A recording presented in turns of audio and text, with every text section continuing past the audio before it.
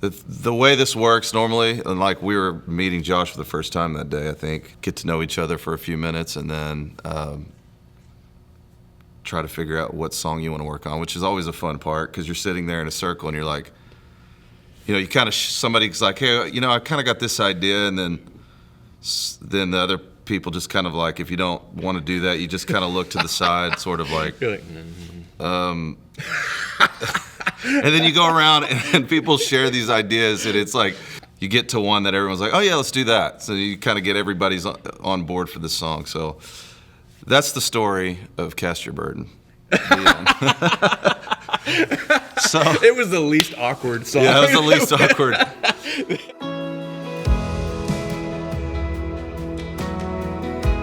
Songs kind of pop into my head just like snippets of things, and I was just sitting at the house, and I just kind of yell out the line, "Cast your burden," and it was like more of just like a gut thing, it was like something just popped out, and I was just singing that, and had the idea for the chorus, "Oh, the blood of Jesus," and so I shared that, and the guys were like, yeah, let's work on that, and so that's kind of how the song started. And then I think one of the things that we really liked about it was just singing about the blood. Yeah.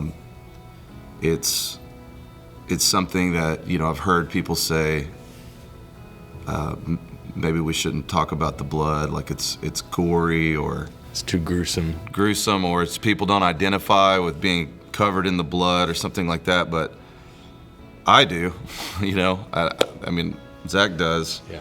The timeless, the endless theme of the blood of Jesus, that it covers us, that it washes us. Yeah. So we just began to talk about that, and it just really rang true for all of us. And I've always loved songs like hymns, and they make me feel connected to something, ancient. Something ancient, yeah. Something that pre-existed you. Yeah. We need his blood for our forgiveness. We need salvation. We need a father. Those things have never changed in all of history. And so part of what we're doing as pastors is we're reconnecting with the ancient story. That's also the modern story. And for me, those hymns, Robert Lowry wrote Nothing But the Blood of Jesus in 1876. There's a Fountain was written 100 years before that. So we have a modern people that have to connect with an ancient story that is still true.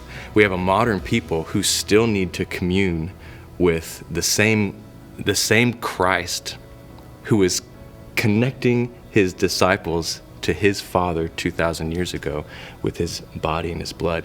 It's the unbreakable. You can't divorce blood. That's why you can't divorce your children. The blood is the unbreakable bond, which is why God used the blood of his Son to connect us to himself, because that's an undivorceable, unbreakable.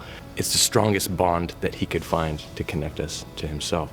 So when we stop singing about the blood, we stop singing about the very thing that connects us to the heart of the Father, right?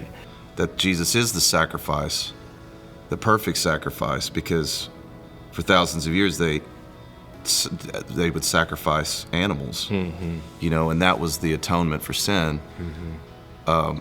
But those things we're so disconnected from, because most of us aren't Jewish, and we're coming in, being grafted in, and when we don't think about that, why did Jesus need to be the perfect sacrifice? But he was, and that connects us to the fact that sin has to be covered. It has to be washed away.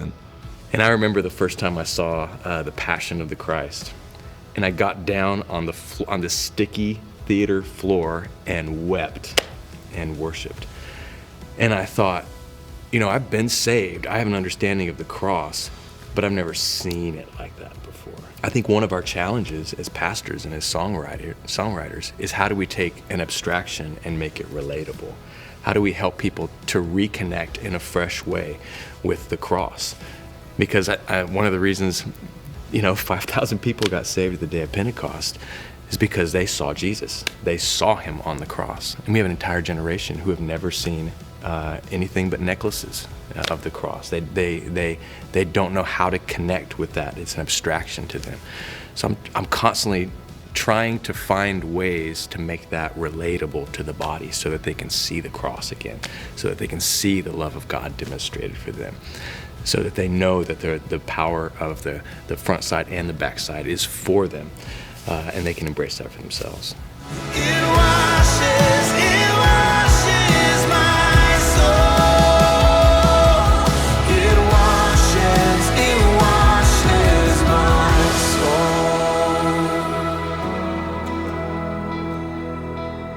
Cast your burden on the ground.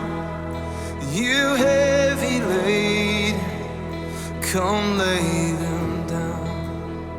All who are weary, all who are lost, come to the table, come to the